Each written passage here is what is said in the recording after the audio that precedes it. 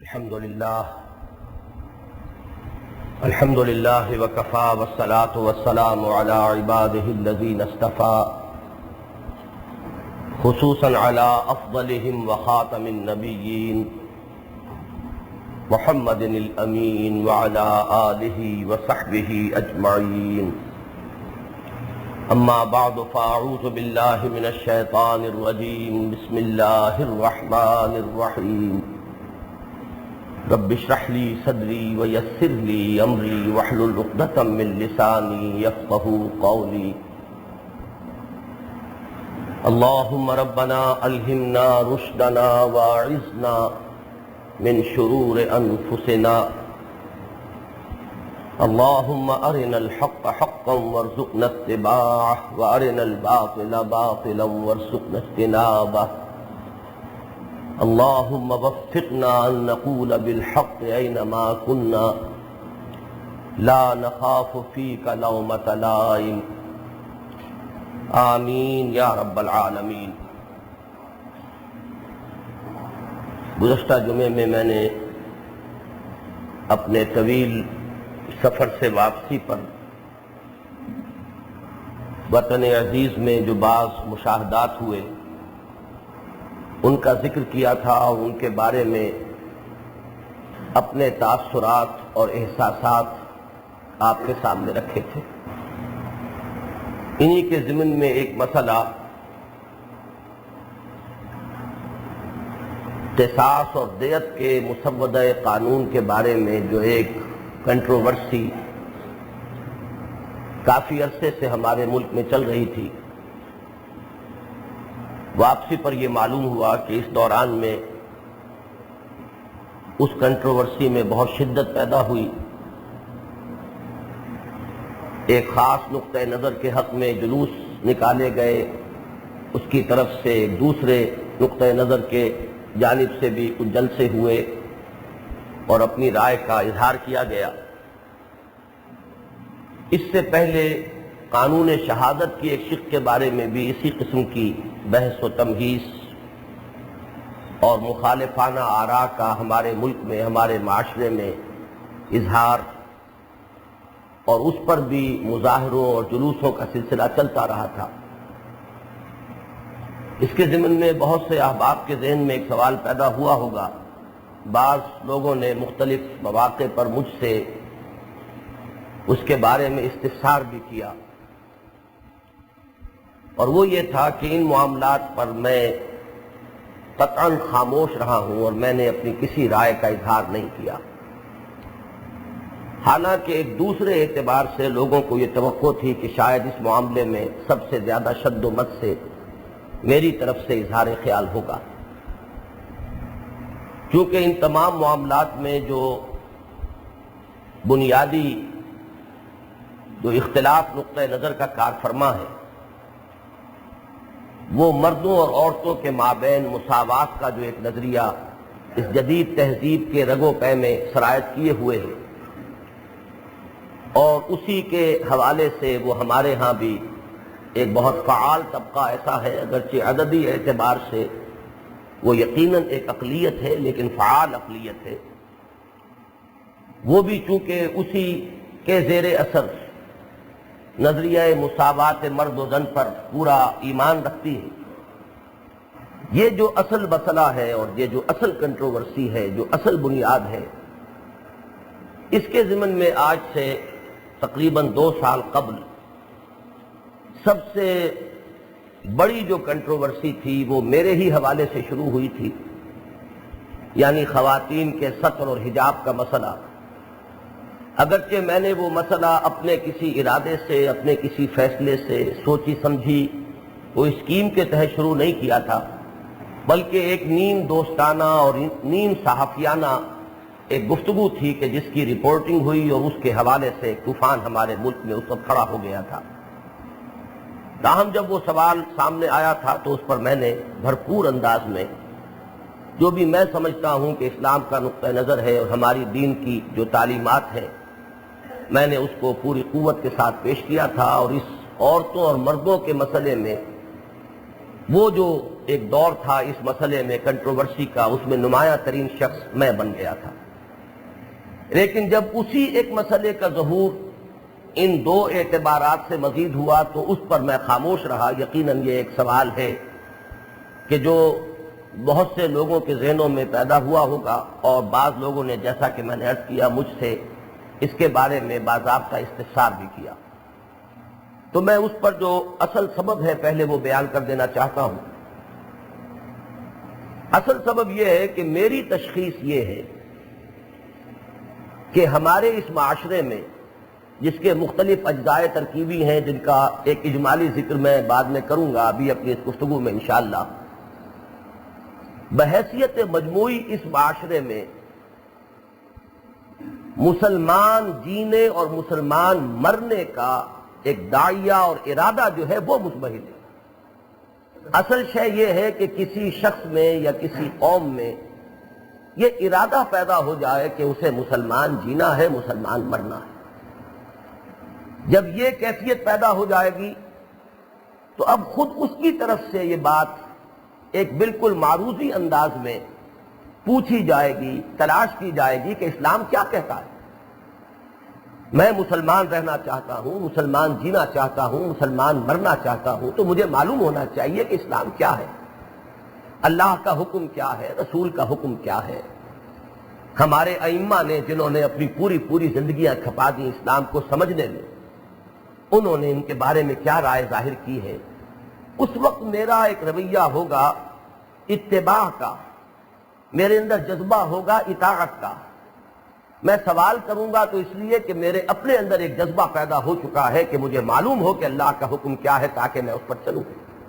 مجھے معلوم ہو کہ رسول کی سنت کیا ہے تاکہ میں اس کے مطابق اپنی زندگی کا رخ جو ہے تبدیل کروں، مجھے معلوم ہو کہ اہل علم کا کہنا کیا ہے تاکہ میں اس کے مطابق عمل کروں۔ یہ رویہ پیدا ہوتا ہے اس وقت جب کہ وہ ارادہ وجود میں آ چکا ہو، انفرادی یا اجتماعی سطح پر۔ اور جب وہ ارادہ موجود نہ ہو تو یہ ساری بحثیں قرآن کیا کہتا ہے، رسول کی سنت کیا ہے، امام ابو حنیفہ کا قول کیا ہے، امام شافعی کا قول کیا ہے، ائمہ اربعہ کا اتفاق ہے یا نہیں ہے، اور خلفائے اربعہ کی کیا رائے، یہ ساری بحثیں محض علمی بن کر رہ جاتی ہیں۔ وہ علمی کنٹروورسیز ہے کہ جن کی کوئی افادیت عملی اعتبار سے نہیں ہوتی۔ تو اصل کرنے کا کام یہ ہے، اگر یہ رائے صحیح ہو کسی کے نزدیک، میری تشخیص یہ ہے کہ ہمارے اس معاشرے میں یہ جذبہ مضمحل ہے، وہ ارادہ موجود نہیں ہے۔ اشخاص کے اندر بھی شاید ہی وہ اشخاص ہمارے معاشرے میں ملیں گے جن میں کہ یہ ارادہ قوی ہے اور مضبوط ہے، لیکن جب ہم معاشرے کو ایک اکائی کی حیثیت سے اپنے سامنے رکھتے ہیں تو معلوم ہوتا ہے کہ اس کے اعتبار سے وہ ارادہ، جسے میں کلیکٹیو ول کا نام دیتا ہوں، ایک معاشرے کا ایک اجتماعی ارادہ ہوتا ہے، کلیکٹیو ول، وہ جو ہے اس اعتبار سے غور کیا جائے تو ہمارے معاشرے میں اسلام کے حق میں یا اسلام کی طرف موجود نہیں۔ اور اصل کرنے کا کام یہ ہے کہ اس کلیکٹیو ول کو پیدا کیا جائے، دی ول ٹو بی اے مسلم۔ ان صلاتی و نسکی و محیای و مماتی للہ رب العالمین، پہلے یہ فیصلہ تو کرے ایک انسان، اور اسی طریقے سے ایک معاشرہ۔ جب یہ فیصلہ ہو جائے گا، اس کی ایک بڑی نمایاں مثال ہمارے سامنے ہے، اور یہ حکمت تدریج جو ہے نزول کے اعتبار سے قرآن مجید کے، اس کا بھی یہ ایک اہم پہلو ہے کہ ابتدا میں احکام نہیں دیے گئے، شریعت کے احکام، حلال اور حرام کے احکام کچھ نہیں دیے گئے۔ پہلے وہ جو بھی 12 برس مکے کے ہیں ان میں اس ارادے کو تقویت دی گئی، ایمان پیدا کیا گیا،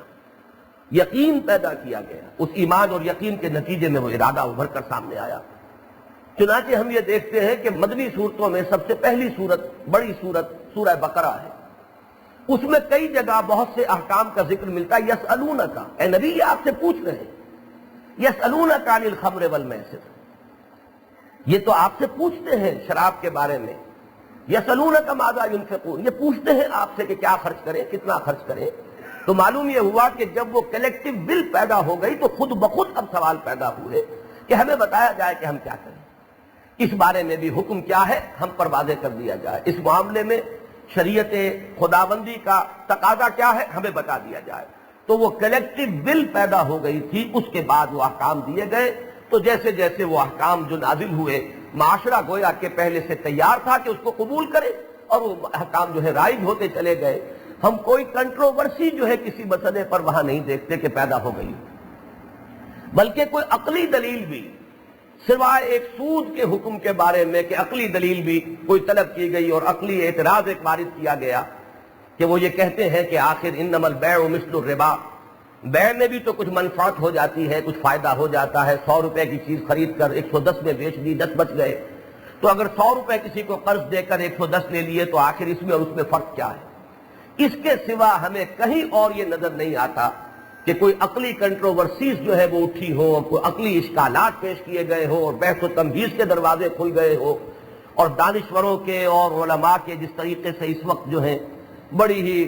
یعنی رنگ آمیزی کے ساتھ اور حاشیوں کے ساتھ رنگا رنگ جو مضامین چھپتے ہیں، ہمارے اخبارات کی زینت بنتے ہیں، اس قبیل کی کسی شے کا کوئی سراغ نہیں ملتا. اس لیے کہ پہلے وہ ول پیدا کر دی گئی، وہ ارادہ پیدا کر دیا گیا، اور اس ارادے کے بعد جو ہے اب جو احکام دیے گئے سر تسلیم خم ہے، اس کو ایسے قبول کیا گیا کہ جیسے پہلے سے منتظر تھے کہ وہ حکم آئے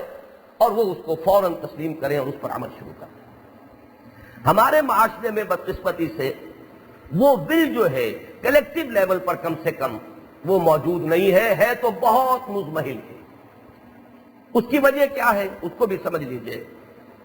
اصل میں مشرق و مغرب کا تصادم جو ہے وہ جدید تہذیب جو مغرب سے آئی تھی، اس تصادم کی تاریخ ویسے تو ہمارے ہاں تقریباً 200 برس کی تاریخ ہے. جیسے ہی انگریزوں کی آمد شروع ہوئی، پہلے تو انگریز بھی آئے تھے، فرانسیسی بھی آئے تھے، ولندیزی بھی آئے تھے، مختلف جو ہے مغربی اقوام آئی تھیں، لیکن ہوتے ہوتے وہ سب جو ہے یا بالکل ان کا عمل دخل ختم ہو گیا یا نہ ہونے کے برابر رہ گیا، اور صرف انگریز جو ہے بر صغیر پاک و ہند پر اس کا قبضہ وہ جو ہے تسلط قائم ہو گیا. جیسے ہی یہ معاملہ ہوا ایک تصادم شروع ہو گیا. ایک نئی تہذیب آئی تھی، مادہ پرستانہ تہذیب. اس تہذیب کے اندر چمک دمک تھی. وہ جو اقبال نے کہا ہے کہ نظر کو خیرہ کرتی ہے چمک تہذیب حاضر کی،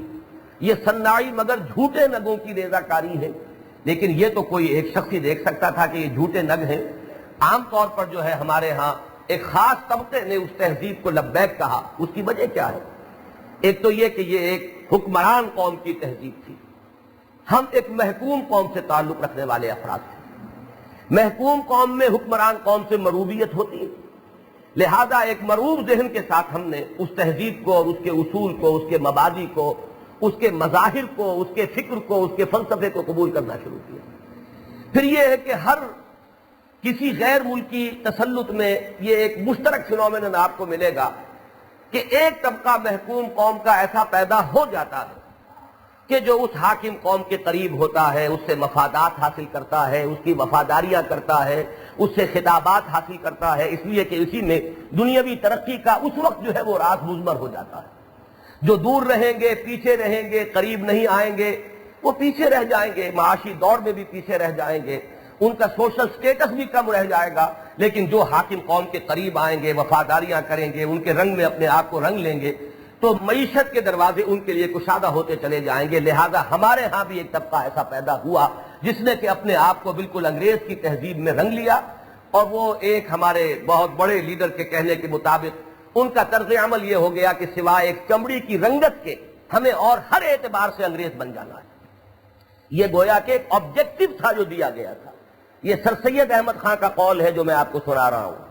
کہ ہمیں یہ چاہیے کہ سوائے ایک چمڑی کی رنگت کے، اس لیے کہ وہ تو ہمارے اختیار میں نہیں ہے، اسے ہم بدل نہیں سکتے، اس کے سوا ہم ہر چیز میں جو ہے انگریز بن جائیں اور انگریزی تہذیب کو اختیار کریں. تو یہ ایک طبقہ تھا، اگرچہ یہ بڑا محدود طبقہ تھا، تعداد کے اعتبار سے یہ زیادہ نہیں تھا، لیکن چونکہ حکمران طاقت کے قریب تر یہی طبقہ ہوتا چلا گیا، لہذا اس کا اثر و نفوذ جو ہے وہ ہمارے معاشرے میں مسلسل بڑھتا چلا گیا. تو یہ تصادم جو ہے ہمارے ہاں اس وقت سے شروع ہو چکا ہے. لیکن ایک بات خاص طور پر میں آج چاہتا ہوں کہ آپ نوٹ کر لیں کہ مغربی تہذیب کا ہمارے معاشرے پر بحیثیت مجموعی عمل دخل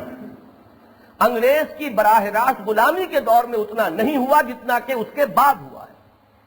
یہ جو 37 برس ہم نے بتائے ہیں آزادی کے بعد کے، اس میں وہ عمل دخل بہت زیادہ بڑھ گیا ہے، بہت وسیع پیمانے پر ہوا ہے. اس لیے کہ اس وقت صورتحال یہ تھی جیسا کہ میں نے عرض کیا کہ ایک تو وہ محدود طبقہ تھا، عوام ان کو پسند نہیں کرتے تھے، عوام الناس میں ان سے نفرت تھی. دوسرے ظاہر بات ہے کہ محکوم قوم کبھی حاکم قوم کے لیے اس کے جذبات جو ہے خیر سگالی کے نہیں ہوا کرتے، تو بحیثیت مجموعی ہماری قوم کے اندر بھی انگریز اور انگریزی تہذیب کے ساتھ نفرت جو ہے وہ برقرار رہی۔ تیسرا سبب یہ تھا کہ اس وقت تک ہمارا اتنا زیادہ کلوز کانٹیکٹ نہیں تھا اس جدید تہذیب کے ساتھ۔ ابھی رسل و رسائل اور آمد و رفت کے ذرائع جو ہے اتنے آسان نہیں ہوئے تھے۔ لوگ جو جاتے تھے ولایت، آخر کتنے لوگ ہوتے تھے جو ولایت سے تعلیم حاصل کر کے آتے تھے؟ آٹے میں نمک کے برابر۔ وہ آتے تھے رنگے رگائے مغربی تہذیب میں، ولایت پلٹ قسم کے لوگ جو ہوتے تھے وہ تو یقیناً وہیں کی تہذیب، وہیں کا رنگ جو ہے اپنے ساتھ لے کر آتے تھے، لیکن یہ کہ تعداد کے اعتبار سے ابھی وہ اتنے کم تھے کہ معاشرے پر ان کا جو ہے اگر مجموعی اعتبار سے ہم ان کا جو اثر ہے اس کا جائزہ لیں گے تو وہ بہت زیادہ نہیں تھا۔ یہ اصل میں تقسیم ہند یا آزادی ہند کے بعد یہ ہوا ہے معاملہ کہ ایک طرف تو اب جو ہمارے حکمران ہیں وہ ہم میں سے ہیں، لیکن وہ کلیتاً اسی تہذیب کے پروردہ ہیں، اسی تہذیب میں رنگے ہوئے ہیں، اسی تہذیب کو انہوں نے اختیار کیا ہے۔ اور یہ جو بیوروکریسی کہہ لیں یا ہمارے ہاں کے ملٹری جو بھی ٹاپ براس ہے، یہ سب کا سب یہ ایک ہی ہے، ایک ہی قوم کے یہ مختلف طبقات ہیں۔ جو بھی ہمارے اونچے طبقات ہیں کہ جو وارث بنے ہیں انگریز کے حکومت کے اعتبار سے ہمارے ہاں، پھر ان میں وہ سروں کی اولاد بھی ہے، خان بہادروں اور خان بہادروں کی نسل بھی ہے، پھر اس میں اس دور میں جو لوگ انگریز سے قریب ترین ہو گئے تھے وہی ہے کہ جو آج ہر اعتبار سے ہماری قومی اور حکومتی سطح پر جو ہماری زندگی ہے اس میں سب سے زیادہ فعال عناصر وہی ہے۔ اب یہ چونکہ ہم میں سے ہے تو اس وقت تو کم سے کم یہ کہ حاکم و محکوم قوم کے درمیان جو ایک نفرت ہوتی ہے وہ تو آڑ بنی ہوئی تھی، اب وہ نفرت بھی نہیں رہی، وہ تو ہم میں سے ہے۔ اب اور اون کتھ اینڈ کن ہمارے اپنے معاشرے میں سے ہیں، ان کے ناموں کے ساتھ کسی کے ساتھ سید لکھا ہوا ہے اس لیے کہ وہ سید زیادہ ہے، کسی خاندان سے ہے، چاہے وہ انگریزی تہذیب میں غرق ہو چکا ہو لیکن بہرحال اس کو نسلی اعتبار سے تو وہ سید ہے، کوئی کسی اور اونچے گھرانے سے تعلق رکھتا ہے۔ تو ایک تو وہ جو بیریئر تھا نفرت کا کہ محکوم قوم کے اندر بحیثیت مجموعی حاکم قوم کے خلاف ایک نفرت رہتی ہے اور یہ نفرت بیریئر بن جاتی ہے اس کی تہذیب کے، اس قوم کے اندر بحیثیت مجموعی اثر و نفوذ میں، تو ایک تو وہ بیریئر ہٹ گیا، جبکہ ان کے جو دیسی جو ہمارے ہاں جو بھی وارث بنے ہیں اس حکومت کے، اس طاقت کے، وہ سب کے سب اسی تہذیب میں ان سے رنگے ہوئے اور ان کا معاملہ بلکہ وہ ہے جسے ہمارے ہاں محاورے میں کہا جاتا ہے کہ شاہ سے بڑھ کر شاہ کا خیر خواہ۔ تو ہمارے یہ لوگ تو وہ ہیں در حقیقت کہ جو انگریز کے دور میں انگریز سے بڑھ کر انگریزی تہذیب کے دل دادا تھے۔ اور دوسرا جو عملی معاملہ ہوا وہ یہ ہے کہ ذرائع رسل و رسائل بڑھ گئے، آمد و رفت میں آسانی پیدا ہو گئی، اب جتنی کثیر تعداد میں ہمارے لوگ باہر گئے ہیں، باہر کی تعلیم لے کر آئے ہیں، ظاہر بات ہے کہ اس کا اثر ہمارے معاشرے پر پڑنا ہی پڑنا تھا۔ لہذا اصل تصادم جو ہے وہ اس وقت ہو رہا ہے کہ اگرچہ مغرب کے براہ راست غلامی سے ہم آزاد ہو چکے ہیں لیکن مغرب کا تہذیبی غلبہ اس وقت زیادہ گہرا ہوتا چلا جا رہا ہے، اس کے اثرات اب زیادہ نمایاں ہو رہے ہیں، اس کی وجہ سے وہ تصادم جو ہے وہ اور گہرا ہو گیا ہے، شدید ہو گیا ہے۔ یہ ہے وہ اصل میں سبب کہ جس کی وجہ سے ہمارے ہاں اجتماعی سطح پر اگر جائزہ لیں گے تو وہ کلیکٹیو ول ٹو بی اے مسلم وہ پہلے کے مقابلے میں مزمحل تر ہو چکی ہے، پہلے سے وہ کمزور ہو چکی ہے، اس لیے کہ وہ طبقہ بہرحال ہمارے معاشرے میں زیادہ مؤثر طبقہ ہے، وہ اپنی اس حیثیت اور اپنے مقام اور مرتبے کی وجہ سے اس کو زیادہ اثرات ہمارے معاشرے پر حاصل ہیں۔ لہذا جب ہم پورے معاشرے کا جائزہ لیں گے تو اوسط کے اعتبار سے اس وقت معاشرہ مغربی تہذیب، مغربی اقدار، مغربی تمدن، مغربی جو طرز فکر ہے اور مغربی طرز بود و باش کے زیادہ گرفت میں ہے بنسبت آج سے 40 سال پہلے جبکہ ایک باقاعدہ مغربی قوم جو ہے ہم پر حکمرانی کر رہی تھی۔ یہ ہے اصل سبب کہ جس کی وجہ سے ہمارے ہاں میں نے جو عرض کیا ہے کہ وہ جو ارادہ ہے وہ بہت مثبت ہے۔ جب تک وہ ارادہ پیدا نہ کیا جائے یہ بحثیں اگر چھڑ جائیں گی تو یہی ہوگا جو ہو رہا ہے، اس لیے کہ تو ایک علمی بحث ہے اور وہ علمی بحث کیونکہ ذہن تیار نہیں، دل آمادہ نہیں، وہ آمادگی پیدا نہیں ہوئی ہے کہ ہمیں بتایا جائے کہ اسلام کیا کہتا ہے کہ ہم اس پر عمل کریں، لہذا وہ صرف ایک بحثی جو ہے اور ایک کنٹروورسی، اس کے سوا اس سے کچھ اور نتیجہ برآمد نہیں ہو رہا ہے۔ اب یہاں ایک سوال پیدا ہوتا ہے کہ اس کلیکٹیو ول کے ظاہر ہونے کا طریقہ کیا ہے؟ ایک تو یہ کہ اس کلیکٹیو ول کو اسلام کی طرف لانے کا طریقہ کیا ہے، دوسرے یہ کہ اس کا ظہور کس طور سے ہوتا ہے، کیسے معلوم ہوگا کسی معاشرے میں کلیکٹیو ول جو ہے وہ اسلام کے رخ پر آ چکی ہے، اسلام کے حق میں آ چکی ہے۔ تو اس پر اگر تفصیل سے تو میں انشاءاللہ اگلے جمعے میں گفتگو کروں گا، اس وقت صرف اجمالاً عرض کر رہا ہوں کہ نظری طور پر تو اس کے دو طریقے ہیں۔ ایک تو یہ کہ انتخابات کا عمل کسی ملک میں اگر جاری ہو اور ٹھیک ٹھاک انداز میں جاری ہو، یہ نہیں کہ وہ ناکنگ کرتی ہو گاڑی اور قدم قدم پر رکتی ہو اور ایک انتخاب ہو اور ایک ہنگامہ ہو جائے اور پھر جو ہے وہ ملٹری ٹیک اوور کر لے اور پھر کہیں کسی اور نہج سے کسی نئے اسلوب پر کسی نئے اصولوں کے تحت پھر کوئی انتخاب کا کوئی جو ہے وہ ڈھونگ رچایا جائے اور پھر جو ہے اس سے کوئی ہنگامہ ہو، وہ نہیں۔ اگر کسی جگہ پر کسی ملک میں واقعتاً انتخابی عمل جاری ہو تو اس انتخابی عمل کے ذریعے سے بھی کلیکٹیو ول کا اظہار ہو سکتا ہے، ظہور ہو سکتا ہے، معلوم ہو جائے گا کہ معاشرے کا رخ کدھر ہے، لوگ کیا چاہتے ہیں، لوگوں کا رجحان کس طرف ہے۔ یہ میرے نزدیک نظری طور پر ایک طریقہ ہے، خاص طور پر ہمارے اس وقت کے حالات میں یہ تقریباً ناممکن العمل معاملہ بن گیا ہے۔ اس کی میں جیسا کہ عرض کیا تفصیل اگلے جمعے میں عرض کروں گا۔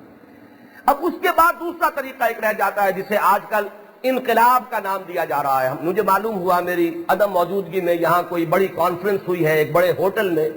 اور بڑے آب و تاب کے ساتھ اور بڑی شان کے ساتھ، آن بان کے ساتھ، اگرچہ بعد میں یہ پتہ نہیں چل سکا کہ وہ کس نے منعقد کی تھی، لیکن وہاں بڑی دھواں دھار تقاریر ہوئی ہیں کہ ایران کی طرح کا انقلاب یہاں آنا چاہیے اور ہمیں گویا کہ اس میدان میں ایران کی قیادت کو تسلیم کر لینا چاہیے۔ بہرحال اس موضوع پر انشاءاللہ تعالی میں نے عرض کیا ہے کہ میں اگلے جمعے میں کچھ عرض کروں گا، اس وقت میں تفصیل میں نہیں جانا چاہتا، لیکن یہ ضرور عرض کروں گا کہ کسی معاشرے کی کلیکٹیو ول کے ظہور کا ایک طریقہ یقیناً انقلابی طریقہ ہے۔ اور انقلابی طریقے سے مراد کیا ہے کہ اگرچہ ایک نقطہ نظر کے حامل اور قائل لوگ عددی اعتبار سے اقلیت میں ہوں، لیکن وہ اپنی محنت سے، ایثار سے، قربانی سے، تنظیم سے، مشقت جھیل کر، قربانیاں دے کر، مصائب برداشت کر کے وہ ایفیکٹو ہونے کے اعتبار سے وہ ایک اکثریت کی شکل اختیار کر لیتے ہیں، ایفیکٹو میجورٹی ہوتے ہیں، اگرچہ نیومیریکلی وہ ایک اقلیت ہوتے ہیں، اور وہ پھر اپنی اس محنت اور جد و جہد اور ایثار اور قربانی کے ذریعے سے جو اپنی پسند کا نظام ہے اس کو قائم کر دیتے ہیں۔ یہ ایک انقلابی طریقہ ہے۔ تو کسی بھی کلیکٹیو ول کے ظہور کے صرف یہ دو ذریعے ہیں، ایک یہ کہ عوام میں اگر انتخابی عمل جاری ہے صحیح انداز میں تو وہ بھی ایک انڈیکس ہے کہ رخ کیا ہے، لوگ کیا چاہتے ہیں، ان کی خواہش کیا ہے، ان کے ارادے کس طرف ہیں۔ اور اگر یہ معاملہ نہیں ہے تو پھر یہ ہے کہ ایک ہی راستہ رہ جاتا ہے، وہ انقلابی راستہ ہے۔ بہرحال اس کے بارے میں تو میں نے جیسا کہ عرض کیا، میں بعد میں عرض کروں گا۔ اس وقت ہمارے ہاں ان دو میں سے کسی بھی ذریعے سے اسلام کے حق میں کلیکٹیو ول کا ظہور نہیں ہوا، بلکہ بالفعل کیا ہوا ہے کہ ایک مارشل لا گورنمنٹ ہے، اس کی لیجیٹیمیسی ہی جو ہے کوسچنیبل ہے کہ ہے تو کیوں ہے، آئی تھی تو کس دلیل سے آئی تھی، کس وعدے کے تحت آئی تھی، اور اس حکومت کو اگر اس وقت کی سپریم کورٹ نے کسی درجے میں تسلیم کیا تھا تو کن کڑی شرائط کے ساتھ کیا کیا اس کے اوپر حد بندیاں عائد کی تھیں۔ لیکن وہ حکومت ہے جو اپنے تسلسل کے لیے، کیونکہ اس نے وجہ جواز یہ قرار دی ہے کہ ہمیں یہاں اسلام قائم کرنا ہے، لہذا وہ اپنے اس وجہ جواز کے لیے اس نے کچھ نیم دلانہ قسم کے اقدامات کیے ہیں جس سے کنٹروورسیز جو ہے وہ ابھر آئی۔ اس کے سوا یہ کہ کوئی پازیٹو پیش رفت نہیں ہو رہی ہر معاملے کے اندر، بلکہ نظر یہ آ رہا ہے کہ دونوں طرف جو ہے ان کو شاید اطمینان دلایا جا رہا ہے کہ ایک طرف سے کہا جاتا ہے کہ ہم تمہارے ساتھ ہیں اور دوسری طرف والوں کو اطمینان دلایا جاتا ہے کہ آپ مطمئن رہیں میں اتنا کٹر آدمی نہیں ہوں۔ ایک طرف یہ کہ علماء کو اطمینان دلایا جاتا ہے کہ میں یہاں اسلام لانا چاہتا ہوں، دیکھ لو میری نماز، میرا روزہ، میری پیشانی کا یہ گٹا اور میرا یہ ٹوپی اور مسلح کا ہر دم ساتھ رہنا، آخر یہ دین نہیں تو اور کیا ہے، میں یہاں اسلام لانا چاہتا ہوں۔ دوسری طرف یہ ہے کہ وہ ایکٹرسوں کو بھی ان کو بھی اطمینان دلانا چاہتے ہیں کہ میں بہرحال اتنا کٹر نہیں ہوں، آپ کو مجھ سے گھبرانے کی ضرورت نہیں ہے۔ جیسا کہ میں نے عرض کیا، ہمارے ہاں کی ایک بہت بڑی مغنیہ جو ہے وہ کسی زمانے میں کسی جرنیل کی گود میں بیٹھی ہوئی ان کی تصویر چھپتی تھی، آج یہ ہے کہ وہ شکل نہیں ہے، لیکن ایوان صدر میں یا ہمارا جو اونچا ترین کوئی کسی بڑی سے بڑی شخصیت کا جو بھی مقام ہے وہاں اس کا استقبال ہوتا ہے اور اس کے لیے اسی طرح کی پذیرائی کا انداز جو ہے وہ موجود ہے۔ یہ دو طرفہ عمل جو ہے در حقیقت اس نے اس معاملے کے اندر ایک شدید کنٹروورسی کی شکل پیدا کر دی ہے، اس لیے کہ فیصلہ کن انداز کسی طرح بھی موجود نہیں۔ ورنہ آپ غور کیجئے کہ ایک مسودہ آئیڈیالوجی کاؤنسل نے آج سے 4 سال پہلے تیار کر دیا تھا۔ وہ آئیڈیالوجی کاؤنسل کن لوگوں پر مشتمل ہے؟ وہی لوگ کہ جنہیں اس حکومت نے اور اس کے جو بھی کارپرداز ہیں انہوں نے یہ سمجھ کر منتخب کیا اور وہاں پر اس کام میں لگایا کہ یہ دین کے جاننے والے ہیں، سمجھنے والے ہیں، مختلف فرقے جو ہیں ان کی بھی اس میں نمائندگی ہے، ہر اعتبار سے جو بھی دین کا فہم اور شعور رکھنے والے بہترین لوگ انہیں نظر آئے انہوں نے اس کو کاؤنسل آف اسلامک آئیڈیالوجی میں رکھا۔ آج سے 4 سال پہلے انہوں نے مسودہ تیار کر دیا۔ معلوم ہوا کہ تمام فرقوں کی بھی اس کو تائید حاصل ہو چکی، تمام علماء کی طرف سے اس کے لیے گویا کہ سند آ گئی کہ یہ ہے اسلام کا تقاضا اس خاص معاملے میں۔ اس کے بعد وہ ایک شورا جو ہے وہ وجود میں آ گئی، شورا کے سامنے رکھ دیا گیا۔ اس شورا کے اندر جو بحث ہوئی اور معلوم ہوا کہ یہاں تو دونوں طرح کے لوگ جمع ہیں، اور یہاں تو وہ وکلا بھی ہیں کہ جو اسلام پر پھپتیاں چست کرنے سے بھی باز نہیں رہتے، اور وہ علماء دین بھی ہیں کہ بہرحال اس ملک کے اندر لوگوں کو ان کے فہم دین کے اوپر ایک اعتماد ہے۔ لیکن یہ کہ جب معلوم ہوا کہ یہاں پر تو مسئلہ آسانی سے نہیں چکے گا تو ایک کمیٹی بنا دی گئی۔ کمیٹی کا فیصلہ آیا تو اس کے اندر بھی ایک بڑا طوفان اٹھ کھڑا ہوا۔ معلوم ہوا کہ جو اس کے چیئرمین تھے ان پر شدید الزامات عائد کیے گئے علماء کی طرف سے۔ علماء نے اس کو ڈسون کر دیا کہ یہ رپورٹ ہماری نہیں ہے اور ہمارے نقطہ نظر کو اس میں پیش نظر نہیں رکھا گیا۔ پھر ایک اور نئی کمیٹی، پھر اس نے جو فیصلے دیے اب وہ کابینہ کے اندر آئے۔ کابینہ میں معلوم ہوا کہ یہ مسئلہ جو ہے یہ تو دو طرفہ ہو رہا ہے، تو اب اس کے لیے شاید کوئی اور سلسلہ ہے، اور اب عالم اسلام کے علماء سے رائے لینے کا معاملہ جو ہے اس مرحلے میں وہ بات آ گئی۔ یہ سارا جو ہے عمل یہ بتا رہا ہے کہ اصل میں کوئی پختہ ارادہ موجود نہیں ہے۔ اگر وہ پختہ ارادہ ہو تو اس کو نافذ ہو جانا چاہیے تھا، بلکہ یہ کہ اصل مسئلہ وہی ہے جو میں نے عرض کیا تھا کہ اس کو بھی راضی رکھنا ہے، اس کو بھی راضی رکھنا ہے، ان کو بھی لے کر چلنا ہے، ان کو بھی لے کر چلنا ہے، یہ بھی ناراض نہ ہو جائے وہ بھی ناراض نہ ہو جائے۔ اور ظاہر بات ہے کہ اس طرز پر جو بھی کام ہوگا اس میں کوئی پیش رفت نہیں ہو سکتی، کوئی بھی اس کے اندر انسان جو ہے عملی اعتبار سے آگے نہیں بڑھ سکتا۔ تو میں نے اصل میں اس کنٹروورسی میں اس لیے اپنے آپ کو ملوث نہیں کیا کہ میرے نزدیک اس کا حاصل کچھ نہیں، یہ بالکل بے محل ایک بحث ہو رہی ہے۔ یا تو یہ کہ وہ کلیکٹیو ول موجود ہوتی، جس وقت کے یہ موجودہ حکومت قائم ہوئی ہے جنرل ضیاء الحق صاحب کی سن 77 میں، ہماری پہلی قرآن کانفرنس نومبر میں ہوئی ہے اسی آپ کے شہر لاہور میں، اور اس میں میں نے یہ بات اس وقت عرض کر دی تھی کیونکہ مجھے یہ معلوم تھا اور اندازہ ہوا تھا ضیاء الحق صاحب کے بارے میں کہ وہ دیندار مسلمان ہیں، نمازی ہیں، روزے دار ہیں، دین سے شغف رکھتے ہیں۔ مجھے یہ معلوم تھا کہ میثاق کے خریدار وہ اس وقت سے ہیں جبکہ وہ جی او سی ہوتے تھے ملتان میں، اور انہوں نے تفسیر تدبر قرآن اس وقت منگائی تھی جبکہ وہ وہاں جی او سی تھے ملتان میں۔ تو اس سے اندازہ ہوتا ہے کہ ایک شخص کا دینی ذوق ہے، مزاج ہے، ایک اس کے اندر دین کے ساتھ لگاؤ ہے۔ لہذا میں نے اس وقت یہ عرض کیا تھا کہ اب جب اللہ نے آپ کو اس آزمائش میں ڈال دیا ہے کہ آپ کے ہاتھ میں ایک اختیار کلی آ گیا اس ملک کا، چیف مارشل لا ایڈمنسٹریٹر سے زیادہ کوئی بھی مختار مطلق جو ہے اس دنیا میں تو اور نہیں ہوتا۔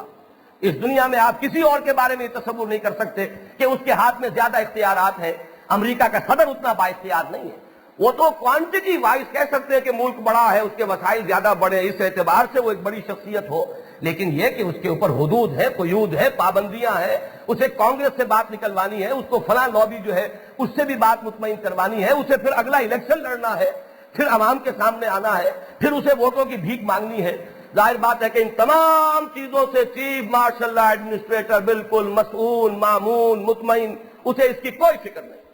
میں نے یہ عرض کیا تھا کہ ایک بہت بڑی آزمائش ہے۔ اب یہ ہے کہ اگر آپ اس آیت پر واقعتاً عمل کریں کہ الذین ان مکناہم فی الارض اقاموا الصلاۃ وآتوا الزکاۃ وامروا بالمعروف ونہوا عن المنکر، تو آپ پورے کے پورے اسلام کو نافذ کیجئے۔ اس میں تدریج کا معاملہ اور ایک حصہ کر دیا دوسرا نہیں، اس میں اپنی پرائرٹیز بنا لینا، دین کی پرائرٹیز کو، دین کی ترجیحات کو ایک طرف رکھ کر معاشرے کا رخ دیکھ کر لوگوں کو مطمئن کرنے کے لیے، جانچنے پرکھنے کے لیے، پھر یہ کہ تدریج کرنا اور اس میں تجزیہ کرنا، یعنی اجزا کر دینے کے ایک حصہ دین کا جو ہے وہ اس وقت نافذ کر دیں، دوسرے حصے کے بارے میں پھر دیکھا جائے گا۔ اگر یہ طرز عمل اختیار کیا آپ نے تو یہ پھر اسلام کے خلاف راستہ ہوگا۔ قرآن مجید کی وہ آیت جو ہے ذہن میں رکھیے، افتؤمنون ببعض الکتاب وتکفرون ببعض۔ آپ مکی دور سے اس لیے دلیل نہیں لا سکتے کہ اس وقت تو شریعت موجود نہیں تھی، اس وقت تک احکام ابھی تک نازل نہیں ہوئے تھے۔ اب وہ دور جو ہے دوبارہ نہیں آئے گا، اب شریعت حقہ موجود ہے، قرآن پورا کا پورا کامل ہمارے سامنے ہے، سنت رسول ایک روشن، یہ ہماری تاریخ کوئی تاریک رات کے مانند نہیں ہے، یہ تو بالکل لیلھا کا نہارھا، اس کی تو راتیں اتنی روشن ہیں جتنے کہ دن روشن ہوتے ہیں۔ وہ سنت رسول ہمارے سامنے روشن ہے، پھر ہماری ایک تاریخ ہے، پھر ہماری خلافت راشدہ کا دور ہے، پھر اس کے بعد کی تاریخ ہے۔ ان تمام چیزوں کو سامنے رکھ کر اب ہمیں کامل دین کو لینا ہوگا، اس میں کوئی اب حصے بخلے کرنے کا اختیار کسی کو نہیں ہے۔ اور جب یہ صورت ہو گئی تھی تو آیت وہ نازل ہو گئی تھی کہ افتؤمنون ببعض الکتاب وتکفرون ببعض، کیا تم کتاب اور شریعت کے ہمارے دین کے ایک حصے کو مانتے اور ایک کو نہیں مانتے؟ فما جزاء من یفعل ذلک منکم الا خزی فی الحیاۃ الدنیا، تو جو کوئی بھی تم میں سے یہ روش اختیار کرے گا اس کی سزا اس کے سوا اور کچھ نہیں ہے کہ دنیا کی زندگی میں ان کو ذلیل و خوار کر دیا جائے۔ وَيَوْمَ الْقِيَامَةِ يُرَدُّونَ إِلَىٰ أَشَدِّ الْعَذَابِ، اور قیامت کے دن انہیں شدید ترین عذاب میں جھونک دیا جائے۔ اب تو شریعت جو ہے ٹیک اٹ اور لیو اٹ والا معاملہ ہے، لینی ہے تو پوری لینی ہوگی ورنہ چھوڑیے۔ اللہ کو کوئی احتیاج نہیں ہے، کوئی غرض نہیں ہے، اس کی کوئی ضرورت اس سے لاحق نہیں ہے، اس کا کوئی کام اٹکا ہوا نہیں ہے کہ آپ کچھ تھوڑی سی شریعت اس کی مان لیں گے تو اس سے اس کا کام چل نکلے گا، ورنہ کام میں رکاوٹ آ گئی ہے، معاذ اللہ ثم معاذ اللہ۔ لینا ہے تو پوری شریعت کو لیجئے۔ اور میں نے اس وقت صاف عرض کر دیا تھا کہ مجھے یہ اندیشہ ہے کہ اگر آپ یہ کریں گے تو یہ معاشرہ بحیثیت مجموعی چونکہ اس کو قبول نہیں کرے گا، ہو سکتا ہے آپ کو اٹھا کر پھینک دے، آپ کی حکومت کا تختہ جو ہے وہ الٹ جائے، لیکن میں یہ سمجھتا ہوں کہ اگر آپ یہ کریں گے تو یہ بہت بڑی قربانی ہوگی، اس لیے کہ اگر کوئی انگریز بادشاہ ایک عورت کے لیے تخت حکومت پر، اور وہ بھی وہ دور ہے انگریز کی حکومت کا کہ جبکہ اس کی سلطنت پر سورج غروب نہیں ہوا کرتا تھا، تو اگر آج کا کوئی حکمران جو ہے وہ اس لیے کہ وہ خود مسلمان رہنا چاہتا ہے اور اسلام کو نافذ کرنا چاہتا ہے، اگر اس کی وجہ سے اسے حکومت چھوڑ دینی پڑے گی تو یہ ایک بڑی شاندار مثال قائم ہو جائے گی، اس سے ولولے پیدا ہوں گے، اس سے امنگیں پیدا ہوں گی، اسلام کے حق میں جذبہ پیدا ہوگا۔ یہ وہ باتیں تھیں جو سن 77 کے نومبر میں نے عرض کی تھی قرآن کانفرنس میں، لیکن یہ کہ جو اس 7 سال اور کتنے اب یہ 7 سال پورے ہو چکے، 7.5 سال ہونے کو آ رہے ہیں، اس کا جو ماحصل ہے، اس میں جو بیلنس شیٹ ہم لے کر بیٹھتے ہیں سامنے تو جس قدر مایوس کن صورتحال سامنے آتی ہے، نتیجہ صرف یہ نظر آ رہا ہے کہ کچھ کنٹروورسیز ہیں، کچھ بحثیں ہیں، اس کے سوا کچھ بھی نہیں، عملی اعتبار سے معاملہ جو ہے ایک قدم آگے نہیں بڑھ رہا۔ میں زکوٰۃ کے مسئلے میں پچھلی مرتبہ عرض کر چکا ہوں کہ اس نے کیا شکل اختیار کی ہے۔ یہ اقامت صلاۃ کا معاملہ، اب جو کچھ چیزیں آ رہی ہیں، اخباری خبریں وغیرہ اور کچھ بیانات، اس سے اندازہ ہو رہا ہے کہ یہ اصل میں خالص الیکشن کے لیے ایک تمہیدی قدم ہے جو اٹھایا جا رہا ہے، اور اسی سے یہ رمز بھی اب جو ہے اس کی واضح ہو گئی ہے کہ کیوں یہ فوج ہی کے ذریعے سے یہ نظام قائم کیا گیا، یہ سول بیوروکریسی کے ذریعے سے نہیں بلکہ فوج کے نظام کے ساتھ اس کو نتھی کیا گیا ہے۔ تو معلوم ہوتا ہے کہ جو بھی نقشہ ان کے ذہنوں میں ہے، جو ان کا ماحود ذہنی ہے، ان کے ذہن میں جو نقشہ ہے، اس میں اس کا کوئی خاص مقام ہے اور اس کی کوئی افادیت ہے، اس کا کوئی مصرف ہے۔ میں نے عرض کیا تھا کہ یہی معاملہ زکوٰۃ کا ہوا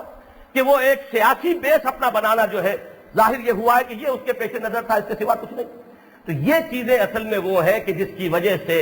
اب ان معاملات میں آدمی بولے تو فائدہ کیا ہے، حاصل کیا ہے۔ اگر آپ دیت کے بارے میں اور شہادت کے بارے میں اور اس کے بارے میں نے تو آپ سے بارہا کہا ہے کہ وہ پردے والی کنٹروورسی بھی میرے اپنے کسی پلان یا اپنے کسی ارادے کے تحت نہیں تھا، وہ تو یہ کہ جب پوچھا جائے گا تو ظاہر بات ہے کہ جو بات صحیح ہے وہ کہنی پڑے گی۔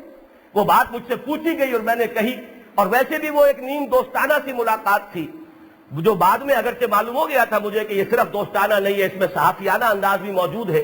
لیکن یہ ہے کہ وہ تیزی سے جبکہ بات تقریباً ختم ہو چکی تھی، اٹھتے چند سوالات انہوں نے کیے اور میں نے جوابات دیے، اس سے وہ کنٹروورسی شروع ہو گئی، ورنہ میرے پیش نظر نہیں تھی۔ میں تو لگا ہوا ہوں اپنے ذہن کے مطابق اس کلیکٹیو ول کو پیدا کرنے میں۔ وہ کلیکٹیو ول پیدا ہوگی ایمان سے، اور ایمان کا منبع اور سرچشمہ قرآن مجید ہے۔ اسی کے لیے یہ سارے 20 سال جو ہے شہر لاہور میں سن 65 سے لے کر اب یہ 84 آ رہا ہے، 20 سال میں نے اپنی جوانی کے کھپائے ہیں۔ جو بھی اس کے اثرات ہوئے یہ علیحدہ معاملہ ہے، کچھ نتیجہ نکلا نہیں نکلا یہ دوسری بات ہے، لیکن میں نے اپنے آپ کو کھپا دیا ہے، اور وہ اسی لیے کہ میں سمجھتا ہوں کہ یہی قرآن کا علم اور قرآن کے ساتھ تعلق جو ہے یہی تجدید ایمان کا ذریعہ بنے گا، اسی سے ایمان کو تقویت حاصل ہوگی، اور یہی در حقیقت ہمارے ہاں کلیکٹیو ول کو پیدا کرنے کا ایک ذریعہ بن سکتا ہے۔ اس سے اگلا قدم یہ اٹھایا کہ جن لوگوں کے اندر انفرادی سطح پر وہ ول پیدا ہو چکی ہے، ان کے پرسنل لیول پر ان کو جمع کیا جائے، آرگنائز کیا جائے، اور وہ ایک اسلامی انقلاب کے لیے ایک طاقت جو ہے فراہم کرنے کی کوشش کی جائے۔ میری پہلی کوشش کا عنوان ہے انجمن خدام القرآن، اور دوسری کوشش کا عنوان ہے تنظیم اسلامی۔ تو میں اپنی ساری مساعی، ساری صلاحیتیں، ساری قوتیں اصل میں اس میں صرف کر رہا ہوں، اور اس وقت جو کنٹروورسیز اس وجہ سے پیدا ہو رہی ہیں اور پھیل رہی ہیں کہ اس میں اصل میں وہ لیکنگ جو ہے عنصر وہ ہے کلیکٹیو ول کا، تو میں اس میں اپنے آپ کو ملوث نہیں کر رہا۔ یہ سبب تھا میرا اس معاملے میں اب تک بالکل خاموش رہنے کا۔ آج میں کچھ باتیں اس کے بارے میں شیئر کرنا چاہتا ہوں کہ یہ ہمارے ہاں ایک بہت بڑے پیمانے پر ایک سوالیہ نشان بن کر لوگوں کے ذہن میں آ چکا ہے، تو علمی اعتبار سے اس کے بارے میں جو بھی انسان کی اپنے فہم اور شعور کے مطابق دین کا حکم اور دین کا تقاضا ہے اس کو سامنے رکھ دینا چاہیے۔ دیکھیے، جہاں تک دیت کا معاملہ اس وقت زیر بحث ہے، اس میں شاید بہت سے لوگوں کو یہ معلوم نہیں ہے کہ یہ قصاص والی دیت نہیں ہے۔ دیتیں دو ہیں، ایک جو قصاص کے ساتھ بریکٹ ہو کر آتی ہے وہ دیت، اور ایک دیت ہے علیحدہ. ان دونوں کو جب تک آپ علیحدہ علیحدہ نہیں سمجھیں گے تو جو باتیں کہی جا رہی ہیں اور جو عقلی اعتراضات وارد کیے جا رہے ہیں ان کا توڑ آپ کی سمجھ میں نہیں آئے گا. ایک ہے قتل عمد کا معاملہ. ایک شخص نے جان بوجھ کر کسی دوسرے شخص کو قتل کیا. اس کا معاملہ بالکل علیحدہ ہے. اس کے لیے ہماری شریعت میں قانون اسلامی میں عنوان ہے قصاص. جان کے بدلے جان. اور جان برابر ہے عورت کی اور مرد کی, اس میں کوئی فرق نہیں ہے. وہ چاہے مقتول مرد ہو چاہے عورت, چاہے قاتل عورت ہو چاہے مرد, کوئی فرق نہیں ہوگا ان چاروں حالتوں میں, اس لیے کہ جانیں سب کی برابر ہے. وہاں جو قصاص ہے وہ جان کے بدلے جان ہے کہ قاتل کی جان اب مقتول کے ورثاء کے رحم و کرم پر کر دی گئی کہ وہ چاہے تو جان ہی لے لے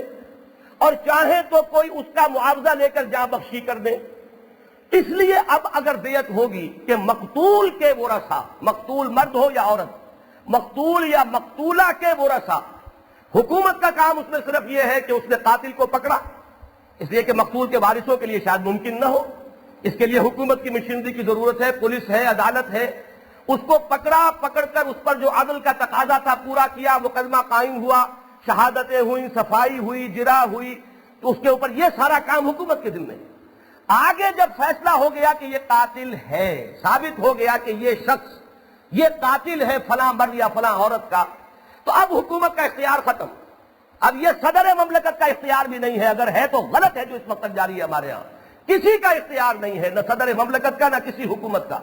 اب یہ اختیار اسلامی قانون کے مطابق بالکل یا مقتول یا مقتولہ کے ورثاء کا ہے. وہ چاہے تو اس قاتل کی جان لیں, حکومت جو ہے ایگزیکیوٹ کرے گی. اگر وہ کہے کہ ہمیں کوئی اس کا معاوضہ درکار نہیں ہے, ہمیں تو جان لینی ہے, اور اگر چاہیں تو اس قاتل کی جان بخشی کر دیں اور اس کے عوض کوئی رقم جو ہے اس سے قبول کر لیں.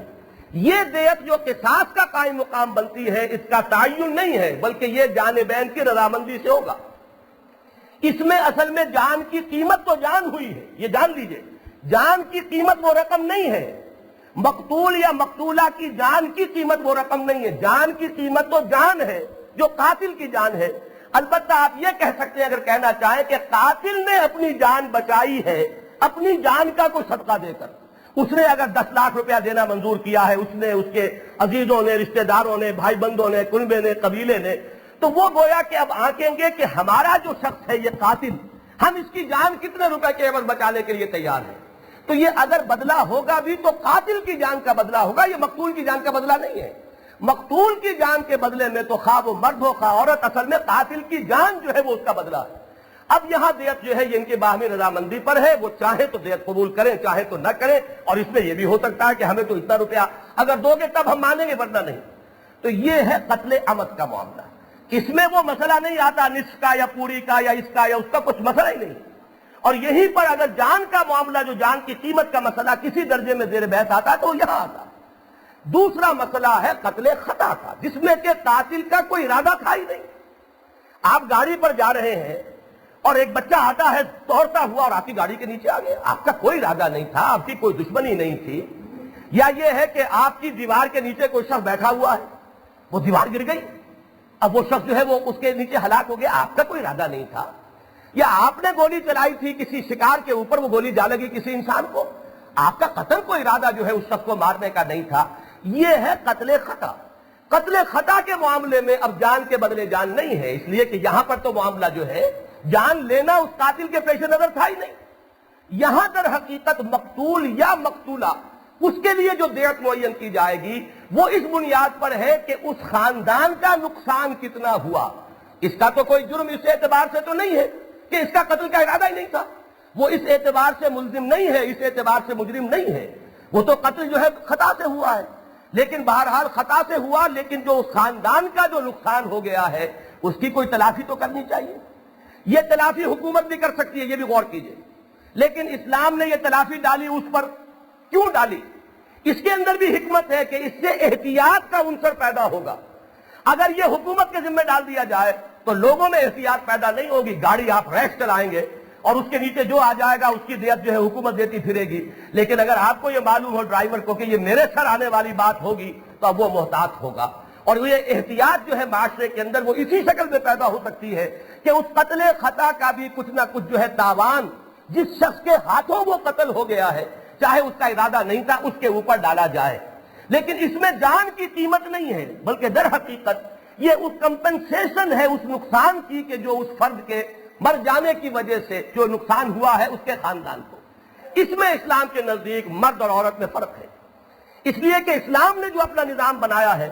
اس میں عورت کے ذمے جو ہے معاش کا بوجھ نہیں ڈالا ہے، جبکہ مرد ہے کہ جو ارننگ ہینڈ ہے فیملی کا، وہ کفیل ہے، معاش کی ساری ذمہ داری اس پر ہے. لہذا مرد کا اس طریقے سے ختم ہو جانا کسی خاندان کے وہ زیادہ بڑا نقصان ہے بنسبت اس خاندان کی کسی عورت کے اس طریقے سے مر جانے کا. لہذا اس میں شریعت نے ایک فرق رکھا ہے کہ عورت کی دیت جو ہے اس قتل خطا میں وہ مرد کی دیت کے مقابلے میں آدھی ہو جائے گی. تو عقلی اعتبار سے یہ بات اتنی مکمل ہے، اس کے خلاف صرف ایک دلیل لائی جاتی ہے کہ صاحب اس زمانے میں تو عورتیں بھی کمانے والی ہیں. میں یہ کہتا ہوں یہ بناء الفاسد علی الفاسد ہے. اسلام کی منشا کے خلاف آپ نے کارروائی شروع کی ہے. اسلام تو نہیں چاہتا یہ. اسلام نے عورت پر ذمہ داری کچھ اور ڈالی ہے، وہ گھر میں بیٹھے وقرن فی بیوتکن، وہ کیوں اس طریقے سے اپنی معاشی تگ و دو میں لگی ہوئی ہے، اپنے اندر وہ صبر پیدا کرے، قناعت پیدا کرے، اس کا شوہر جو کچھ کما کر لا رہا ہے اسی میں وہ گھر گھرستی کی ضروریات پوری کرے. تو اسلام تو یہ نہیں چاہتا. اسلام نے ذمہ داری نہیں ڈالی، آپ نے خود ایک ذمہ داری اوڑھ لی اور اس ذمہ داری کو دلیل بنا رہے اسلام کے دوسرے قانون کے خلاف. اسلام کا قانون تو پورا کا پورا ایک منطقی طور پر مربوط طور پر ایک وحدت ہے، ایک اکائی ہے. اس نے چونکہ مرد پر ذمہ داری ڈالی ہے معاش کی، عورت پہ نہیں ڈالی. یہی وجہ ہے کہ بیٹی کو آدھا حصہ دیا وراثت میں سے، بیٹے کو اس بیٹی کے مقابلے میں دگنا دیا ہے. یہ ساری چیزیں مربوط ہیں، اس لیے کہ بیٹا ایک خاندان کا سربراہ بننے والا ہے، اسے اپنے خاندان کی کفالت کرنی ہے، جبکہ بیٹی تو خود کسی اور کے گھر میں چلی جائے گی اور اس کی کفالت بھی اس کے شوہر کے ذمہ ہوگی. لیکن یہ کہ صرف اس کو ایک قانونی سٹیٹس دینے کے لیے کہ اس کا بھی ایک تشخص ہے، اس کی ایک حیثیت ہے، وہ بھی اپنے والدین کی وراثت میں حقدار ہے، اس کو شریک تو رکھا گیا لیکن آدھا کر دیا گیا. تو قانون جو ہے شریعت کا جس جگہ بھی آپ دیکھیں گے وہ ایک فلسفہ ہے، اس فلسفے کو وہ فلسفہ گورن کرتا ہے تمام جزیات کو، اور وہ جزیات مل کر اس فلسفے کے ساتھ ایک وحدت بن جاتے ہیں جسے آپ آرگینک ہول کہتے ہیں. تو یہ اگر آپ اس سے ہٹ کر کوئی روش اختیار کریں گے پھر اس سے دلیل لائیں گے اسلام کے کسی قانون کے خلاف، تو یہ تو میرے نزدیک بناء الفاسد علی الفاسد، ایک غلط چیز پر بنیاد رکھ کر دوسری غلط چیز کے لیے اس کو دلیل بنانا، یہ در حقیقت اس کے قبیل کی چیز ہے جو آج سامنے لائی جا رہی ہے. ورنہ اسلام کا نظام بالکل مربوط ہے عقلی اعتبار سے. اب آئیے جہاں تک نقل کا معاملہ ہے،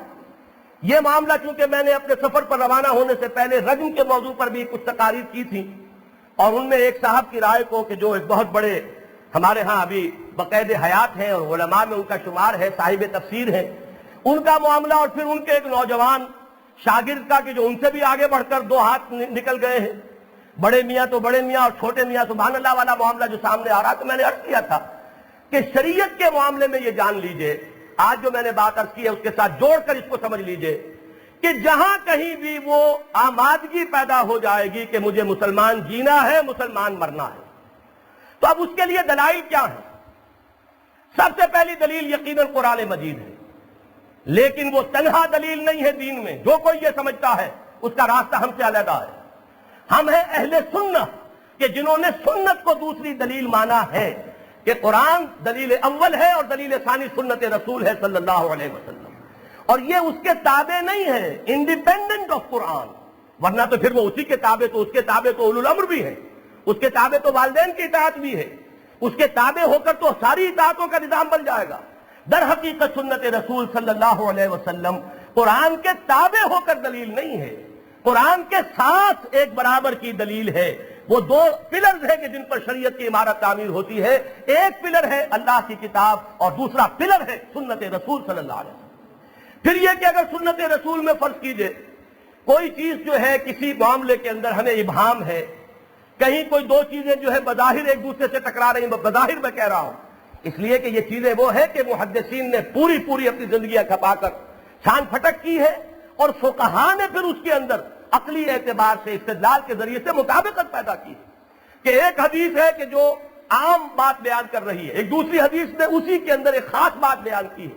تو ایک حدیث گویا کہ اس دوسری حدیث کے اتنے حصے کی ناسخ ہو جائے گی کہ جو اس کا خصوص کا پہلو ہے، عام والا حصہ باقی رہ جائے گا اور خاص والا حصہ دوسری حدیث کی روح سے اب وہ دوسری حدیث کے روح سے طے ہوگا. یہ معاملہ جو ہے دنیا میں ہر جگہ قرآن میں بھی ہے، عام اور خاص. اسی طریقے سے حدیث کے اندر معاملہ ہے۔ اس کے بعد پھر تیسری دلیل ہمارے ہاں سنت رسول کے بعد وہ ہے سنت خلفاء الراشدین، علیکم بسنتی و سنت الخلفاء الراشدین المہدیین عضوا علیہ بالنواجذ، تم پر لازم ہے میری سنت اور میرے خلفاء راشدین کی سنت، پکڑو اس کو مضبوطی کے ساتھ اپنے دانتوں کے ساتھ، یہ فرمان محمدی ہے صلی اللہ علیہ وسلم۔ اس کے بعد ہمارے پاس ایک دلیل ہے، ہمارے ائمہ دین، جیسا کہ میں نے عرض کیا، شاید کچھ لوگ سمجھتے ہوں کہ ان پر قرآن آج نازل ہو گیا ہے، جس طرح چاہیں انٹرپریٹ کر دیں۔ ہماری ایک تاریخ ہے اور تاریخ نہیں ہے، یہ پچھلی 3-4 صدیاں اگر تاریخ دور ہمیں نظر آ رہی ہیں تو خدا نہ خواستہ اس کا مطلب یہ نہیں ہے کہ ہماری پوری تاریخ ہے، بہت روشن تاریخ ہے۔ ہماری یہ تاریخ جو ہے اس میں ائمہ دین کہ جنہوں نے بڑی بڑی باجبروت حکومتوں کے خلاف کھڑے ہو کر اپنی رائے کا اظہار کیا ہے۔ امام مالک کا تصور کیجئے کہ ایک حکومت کے خلاف رائے دے رہے ہیں، ان کی مشکیں کسی جا رہی ہیں، ان کے منہ پر سیاہی مل کر اور انہیں اونٹ کے اوپر بٹھا کر پورے مدینے کے اندر پھرایا جا رہا ہے، لیکن اس حال میں بھی وہ کہہ رہے ہیں جو مجھے جانتا ہے وہ جانتا ہے اور جو نہیں جانتا ہے وہ جان لے کہ میں مالک ابن انس ہوں اور میں یہ کہتا ہوں ڈنکے کی چوٹ کہ طلاق مکرہ کی کوئی حقیقت نہیں۔ مسئلہ یہ تھا کہ مجبور کر کے اگر طلاق دلوا دی جائے تو وہ طلاق ہوتی ہے کہ نہیں ہوتی۔ اب یہ ایک مسئلہ ہے، اس سے علیحدہ بحث ہے کہ کسی کو امام مالک کی رائے سے اختلاف ہو، لیکن یہ کہ ہمارے ائمہ دین وہ ہیں جو کسی جبر کسی تشدد کے سامنے نہیں جھکے۔ امام ابو حنیفہ نے رحمت اللہ علیہ جیلیں کاٹی ہیں، امام شافعی نے سختیاں برداشت کی، امام احمد ابن حنبل نے وہ مارے کھائی ہیں کہ کہا یہ جاتا ہے کہ اگر ہاتھی کی پیٹھ پر وہ مار پڑتی تو وہ بھی بدلا اٹھتا۔ تو کیا ان کے بارے میں ہم یہ سمجھیں گے کہ وہ دین کے بارے میں انہوں نے کوئی اپنی کسر چھوڑ دی ہوگی محنت میں، انہوں نے سمجھنے کی کوشش نہ کی ہوگی کہ قرآن کا تقاضا کیا ہے، سنت رسول کا تقاضا کیا ہے؟ اب اس میں بھی ایک بات ہو جاتی ہے، ایسے مسائل کے جن میں ائمہ اربعہ کے مابین اختلاف ہے، اب وہاں تو ایک گنجائش ہو گئی، میرے لیے بھی گنجائش ہو گئی، آپ کے لیے بھی ہو گئی کہ وہ بھی امام دین ہے، یہ بھی امام فقہ ہے، ان کی رائے یہ ہے، ان کی رائے یہ ہے، تو ایک میدان وسیع ہو گیا۔ لیکن یہ جان لیجئے کہ جن باتوں پر ائمہ اربعہ کا اتفاق ہو ان باتوں سے نکلنا میرے نزدیک میں ڈنکے کی چوٹ کہہ رہا ہوں کہ فتنہ ہے، کہ جن چیزوں پر ائمہ اربعہ متفق ہو جائیں، ان کی رائے یکجا ہو جائے، اس سے نکلنا یقیناً فتنہ ہے۔ میرے بعض احباب کو مجھ سے شکایت پیدا ہوئی ہے کہ شاید میں خاص معاملے میں سختی کر رہا ہوں، لیکن میں ان کو بتا دینا چاہتا ہوں کہ مجھے اس کی کوئی پرواہ نہیں ہے کہ کوئی راضی ہوتا ہے یا ناراض ہوتا ہے۔ جو رائے میری ہے وہ میں ڈنکے کی چوٹ دوں گا، اور وہ یہ ہے کہ ائمہ اربعہ کے مجمع علیہ متفق علیہ مسائل میں اب ان سے راستہ علیحدہ نکالنا یہ یقیناً فتنہ ہے۔ یہ ہے وہ 4 چیزیں کہ جن کو ذہن میں رکھیے۔ یہی معاملہ رجم کا تھا، رجم میں ایک آیت قرآنی ہے وہ عام ہے، لیکن یہ کہ اس کو سنت رسول نے، سنت خلفاء راشدین نے، احادیث نبویہ نے، اجماع امت نے اس حکم کو خاص قرار دیا ہے کہ وہ غیر شادی شدہ مرد اور عورت کے لیے 100 کوڑے، شادی شدہ مرد اور عورت کے لیے رجم ہے۔ اس پر اجماع چلا آ رہا ہے، احادیث نبویہ ہے، حضور کا عمل ہے، سنت اور حدیث دونوں جمع ہو گئیں۔ پھر یہ کہ ائمہ جو خلفاء اربعہ کا اس پر عمل ہے، ائمہ اربعہ کا اس پر اجماع ہے، نہ صرف ائمہ اربعہ کا بلکہ اس میں تو امام بخاری ہو، پھر یہ کہ شیعوں کی جو فقہ ہے امام جعفر صادق ہو، پھر امام زید ہو، سب کے سب متفق علیہ۔ تو معلوم یہ ہوا کہ اس میں تو کوئی راستہ اور نکالنا یقیناً فتنہ ہے۔ یہی مسئلہ جو ہے اس معاملے میں سمجھ لیجئے، اصول تو ایک ہی ہے۔ دیکھیے قرآن مجید میں دیت کا مسئلہ جو ہے وہ یا تو وہ قصاص والا مسئلہ زیر بحث آیا سورہ بقرہ میں، یا خطا جو ہے، خطا قتل خطا، اس کی دیت کا ذکر ہے سورہ نساء میں، لیکن مقادیر وغیرہ کا کوئی ذکر جو ہے قرآن میں موجود نہیں۔ عورت اور مرد کی برابری ہے یا فرق ہے، اس کا کوئی ذکر قرآن میں نہیں۔ البتہ قرآن مجید کے جو 2 اصول اور ہیں جس میں کہ نص ہے، شہادت کا معاملہ ہے تو عورت کی شہادت نصف ہو گئی مرد کی شہادت سے، قانون وراثت ہے تو عورت بحیثیت مجموعی اگر پورے قانون کو دیکھیں گے تو وہ نصف بنتی ہے حقدار اب مرد کے مقابلے میں۔ اس سے اگر آپ جو ہے دلالت النص سے اگر کوئی چیز ثابت کرنا چاہے تو قرآن بھی اس کے اوپر موجود ہے، لیکن یہ کہ اس پر صریح کوئی نص موجود نہیں۔ لیکن آگے آئیے، حدیث حضور صلی اللہ علیہ وسلم کی ایک کوٹ ہو رہی ہے، اور عجیب بات یہ کہ اس کے ساتھ ہی دوسری حدیث موجود ہے، اس کو دیکھنے کو تیار نہیں۔ عمرو بن حزم رضی اللہ تعالیٰ عنہ کو حضور نے ایک تحریر لکھوا کر دی، وہ تحریر جو ہے اس کے اندر وہی کوٹ ہو رہی ہے، اس میں ایک قانون جو ہے کلی بھی بیان ہوا ہے، اور اس کے الفاظ یہ ہے کہ فی النفس المؤمنۃ مئۃ من الابل، ایک مومن جان، اور یہاں چونکہ عام ہے مومن مرد مومن اور دونوں کا اطلاق ہو سکتا ہے اس کا، اس کی دیت جو ہے قتل خطا کی صورت میں 100 اونٹ ہوں گے۔ اسی میں یہ چیز بھی موجود ہے، دیت المرأۃ علی النصف من دیت الرجل، مرد کی دیت کے مقابلے میں عورت کی دیت نصف ہے۔ معلوم یہ ہوا کہ ایک حدیث نے دوسری حدیث کو خاص کر دیا۔ ایک میں عام ہے کہ مسلمان جان کی دیت جو ہے قتل خطا کے معاملے میں وہ 100 اونٹ ہے۔ ایک دوسرا قول نبوی صلی اللہ علیہ وسلم موجود ہے کہ عورت کی دیت جو ہے وہ مرد کی دیت کے مقابلے میں نصف ہے۔ یہاں پر عام اور خاص کی نسبت سے دونوں کو مانتے ہیں ہم، اور دونوں کے مابین ایک ربط قائم ہو گیا کہ ایک عام بات حضور نے فرمائی، اس میں ایک جز کی حد تک خصوص جو ہے دوسرے قول سے ہو گیا، لہذا ان دونوں کو سامنے رکھیے تو مسئلہ بالکل واضح ہے۔ جو شخص اتباع رسول کا جذبہ رکھتا ہوگا اس کو اب کوئی اس کے اندر شک و شبہ کی گنجائش نہیں، وہ کوئی اپنا عقول نہیں لگائے گا، کوئی اپنی دلیل نہیں دے گا۔ آگے چلیے، جو ہمارے خلفائے راشدین میں سے 4 میں سے 3 کے قول موجود ہیں، حضرت عمر کا قول موجود، حضرت عثمان کا قول موجود، حضرت علی کا قول موجود، کہ عورت کی دیت جو ہے مرد کی دیت کے مقابلے میں نصف ہے۔ اس پر ان کا عمل، اسی پر ان کا قول۔ صحابہ کرام میں سے 3 عبادلہ بہت مشہور ہیں، عبداللہ ابن مسعود، عبداللہ ابن عباس، عبداللہ ابن عمر۔ عبداللہ ابن مسعود وہ ہیں کہ جن سے یہ ساری فقہ حنفی چلی ہے، اس کو کہتے ہی فقہ عبداللہ ابن مسعود ہیں، اس لیے کہ انہی کے شاگرد ہیں کئی واسطے سے امام ابو حنیفہ رحمۃ اللہ علیہ۔ اس کے بعد حضرت عبداللہ ابن عباس ہیں تو ان کو حضور نے قرار دیا تھا، دعا کی تھی ان کے لیے، اللہ اس نوجوان کو قرآن مجید کا علم عطا فرما دے۔ حبر الامہ کہلاتے ہیں۔ اکثر جو تفسیری روایات ہیں، جو تفسیریں بھی آپ پڑھیں گے، اس میں آخری بات آپ کو عبداللہ ابن عباس کی ملے گی۔ عبداللہ ابن عمر ہے تو حدیث کے سلسلے میں جو سلسلۃ الذہب مشہور ہے، جو سنہری کڑی ہے، سنہری زنجیر، اس کی پہلی کڑی جو ہے عبداللہ ابن عمر ہے۔ یہ 3 عبادلہ اس اعتبار سے نہایت اہم، ان 3 عبادلہ کا قول بھی اس کے حق میں موجود ہے۔ پھر حضرت زید ابن ثابت، جن کے بارے میں حضور نے فرمایا افرضہم زید ابن ثابت، کہ اسلام کے قانون وراثت کے سب سے بڑے عالم جو ہے صحابہ میں وہ زید ابن ثابت ہے، ان کا قول موجود ہے۔ کسی مسلمان کے لیے جس میں یہ جذبہ پیدا ہو چکا ہو کہ مجھے اسلام پر چلنا ہے، اس کے بعد کسی شک و شبہ کی گنجائش نہیں رہ جاتی۔ آگے چلیے، ائمہ 4 کا اس پر اتفاق ہے، امام مالک، امام شافعی، امام احمد ابن حنبل، امام ابو حنیفہ اور بقیہ بھی شیعہ اور زیدیہ، سب کا اتفاق ہے جیسے رجم کے مسئلے پر ہے۔ اب بتائیے کوئی شخص جس میں کوئی ربط موجود ہے کہ وہ اسلام پر عمل کرنا چاہتا ہے، یوں تو یہ کہ کوئی شاذ رائے تو ہر معاملے میں مل جائے گی، شاذ رائے جو ہے ان کو تلاش کرنا ہو، وہ اسم کی ہو یا وہ ابن علیہ کی ہو، لیکن ان کی حیثیت کیا ہے، ان کا مقام کیا ہے، ان کا مرتبہ کیا ہے، کیا وہ مجمع علیہ ہیں؟ چاروں اہل سنت کے مسلک، ان میں ان کی کسی رائے کی کوئی اہمیت ہے؟ ان سے ہٹا کر آپ پورے دیں اور ادھر سے لائیں ادھر سے لائیں، کسی کا قول لائیں ادھر، یہ در حقیقت غمازی کرتی ہے اس ذہنیت کی کہ اصل میں جذبہ تو ہے نہیں، پیروی تو کرنی نہیں، اس میں وہ ارادہ تو موجود نہیں ہے کہ ہمیں اسلام کے اوپر چلنا اور اسلام پر عمل کرنا ہے۔ تو اس کے اندر تو ظاہر بات ہے کہ جدھر سے آدمی کے پاس زبان ہے، اور زبانیں جو ہے وہ گز گز بھر طویل زبانیں موجود ہیں، اور لوگوں کے ہاتھ میں قلم ہے، اور ہمارے اخبارات نے ان قلموں کو جو ہے وہ گزوں لمبا کر دیا ہے کہ پہلے وہ قلم جو ہے اس کا اتنا فتنہ نہیں تھا جتنا کہ ہمارے آج کے روزناموں کے ذریعے سے وہ فتنہ بڑھ گیا ہے۔ وہ تو چاہتے ہیں اپنی وہ اشاعت کو زیادہ کرنے کے لیے کہ کنٹروورسیز جتنی پیدا ہو۔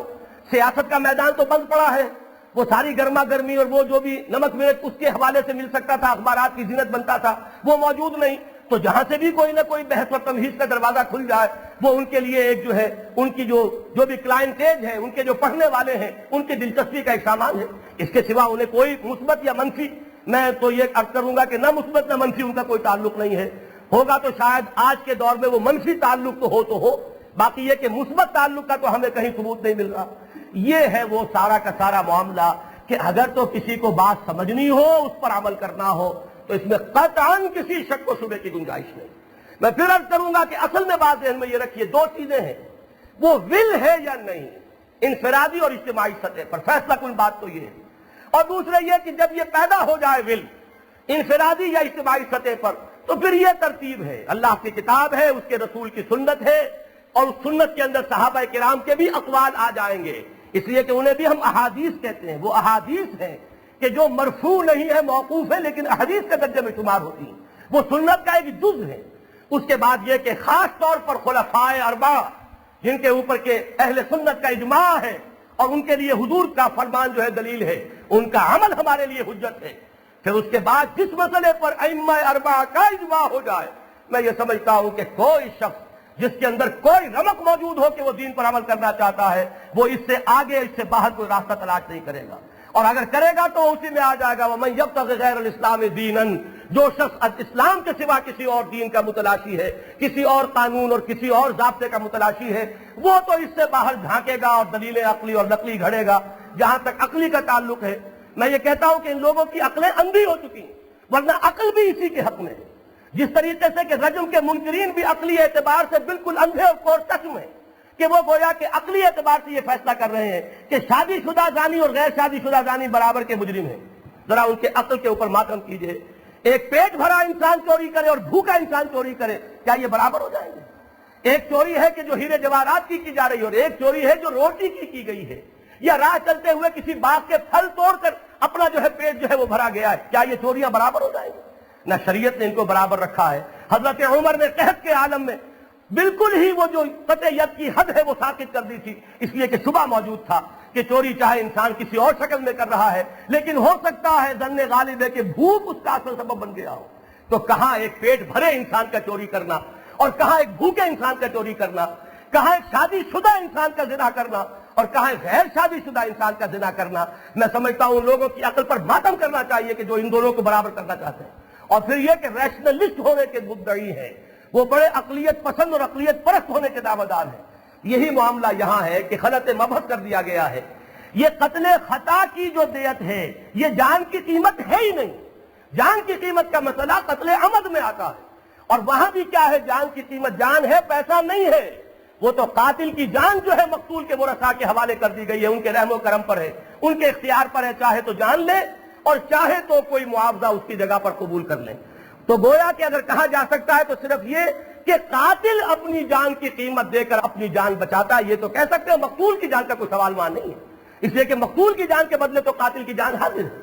ہاں، قتل خطا کے اندر معاملہ جو ہے وہ جان کی قیمت کا نہیں ہے، بلکہ اس نقصان کی کسی حد تک تلافی کا ہے جو اس خاندان کو ہوا ہے، جس کا ایک فرد جو ہے اس وقت ختم ہو گیا ہے۔ اس میں یقیناً عورت کی قیمت جو ہے اس ذمہ داری کے اعتبار سے کہ ارننگ ہینڈ جو ہے اسلام کے فلسفہ عمرانیات کی روح سے وہ مرد ہیں نہ کہ خواتین، یہاں پر مرد کا مر جانا جو ہے وہ ایک خاندان کے لیے زیادہ بڑا نقصان ہے فوری طور پر ایک معاشی اعتبار سے بنسبت عورت کے ختم ہو جانے سے۔ یہ عقلی بنیاد موجود ہے جس پر کہ اس میں فرق کیا گیا ہے۔ تو عقل بھی اصل میں اگر تو حاکم ہو جائے گی نقل پر تو یہ اسلام کے خلاف راستہ ہے۔ اسلام اصلاً عقل پر نہیں ہے، نقل پر پائیں گے۔ یہ نقل ہے وہی اللہ سے منقول کی گئی ہے محمد رسول اللہ تک بذریعہ حضرت جبرائیل، منقول ہے۔ یہ بھی ایک روایت ہے، اس کے راوی اول کون ہے؟ جبرائیل امین، اور راوی دوم کون ہے؟ محمد رسول اللہ صلی اللہ علیہ وسلم۔ پھر وہ روایت چلی آ رہی ہے، یہ قرآن صحابہ کو دیا، صحابہ سے تابعین تک آیا، نسل بعد نسل منتقل ہوتا چلا جا رہا ہے۔ یہ نقل ہے، اس کی اساس عقل پر نہیں ہے۔ ہاں، عقل کو جب آپ اس نقل کے تابع رکھ کر اس سے کام لیں گے تو یہ بہت مفید شے ہے، بہت عمدہ چیز ہے، بڑی طاقتور شے ہے۔ یہ آپ کو اس نقل پر مطمئن کرے گی، اور اگر اب آپ نے عقل کو حاکم بنا دیا اس نقل پر تو جان لیجئے کہ پھر چاہے آپ کہتے رہیں کہ قرآن کو آپ مانتے ہیں، در حقیقت قرآن کو نہیں مانتے، آپ اپنی عقل کو مانتے ہیں اور اس کی روح سے قرآن کو انٹرپریٹ کر رہے ہیں۔ ہمارے ہاں تو در حقیقت قرآن کی انٹرپریٹیشن عملی اعتبار سے بالکل وہی ہے جو محمد رسول اللہ صلی اللہ علیہ وسلم کے عمل سے ثابت ہو، اور پھر ہماری تاریخ کے ان ادوار میں اگر اس کا تسلسل مل رہا ہو تو کوئی دوسری بات کہنے کا کوئی امکان ہی نہیں ہے، الا یہ کہ اسلام کے خلاف کوئی بغاوت یا اسلام کے خلاف جو ہے کوئی نفرت کسی وجہ سے دل میں پیدا ہو گئی ہو۔ اللہ تعالیٰ مجھے اور آپ کو اس سے اپنی امان میں رکھے۔ اقول قولی ھذا واستغفر اللہ لی ولکم ولسائر المسلمین والمسلمات۔